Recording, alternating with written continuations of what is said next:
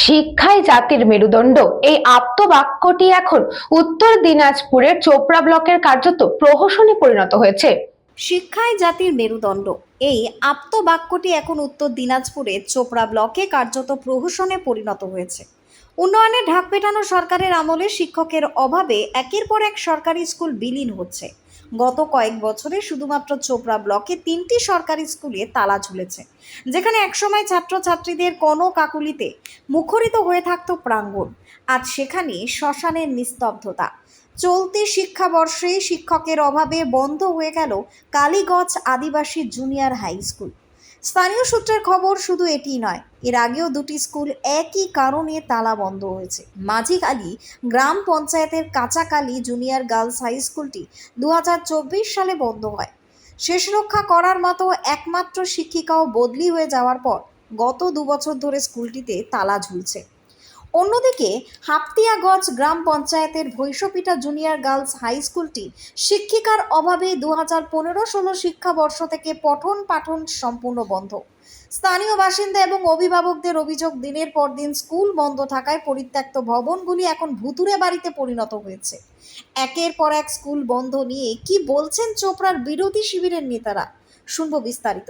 প্রথমত কথা হচ্ছে, এই রাজ্যে গোটা শিক্ষা দপ্তর তো জেলে, তো যার জন্য জেলে রেখে থেকে আজকে প্রতি শিক্ষা ব্যবস্থাটা, স্কুল কলেজগুলো এখন সমুদ্রের তলে যাচ্ছে।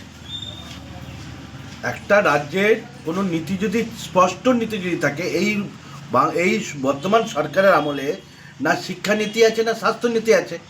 আপনি শুধু চোপড়ার কথা বলছেন কেন?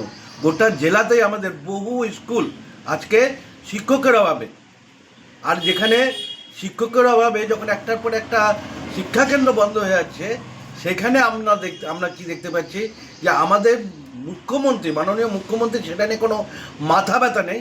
ওনার মাথা ব্যথা হচ্ছে একটাই, যে ওনার বাংলাদেশি মুসলমান, রোহিঙ্গা মুসলমানদের কি করে ভোটার লিস্টে রাখা যাবে, কি করে আবার দুর্নীতি করবার জন্য সরকারে বসতে হবে, ওনার ওটা নিয়ে মাথা ব্যথা।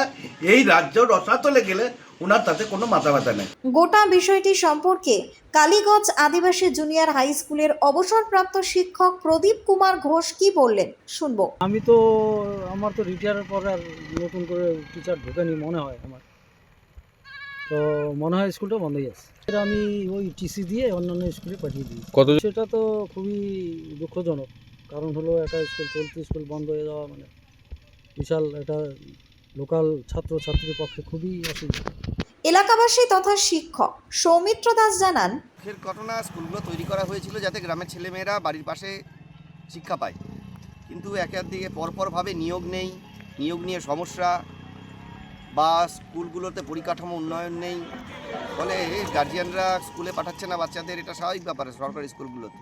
আসলে সরকারি ব্যবস্থাটাকেই বন্ধ করে দেওয়ার চেষ্টা চলছে।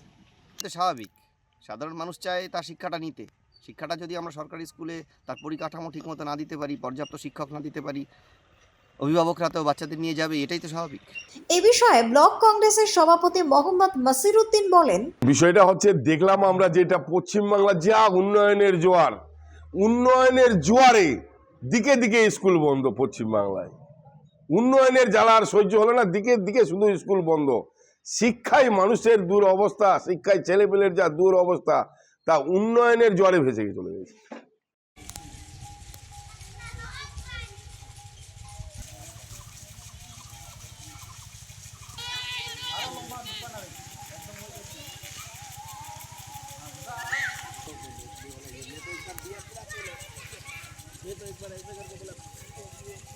Bureau Report, News Bongo Time. St. Augustine's Day School, Barakpur. Success for every child. Admission open 2026 to 2027. Contact number 900793 4555.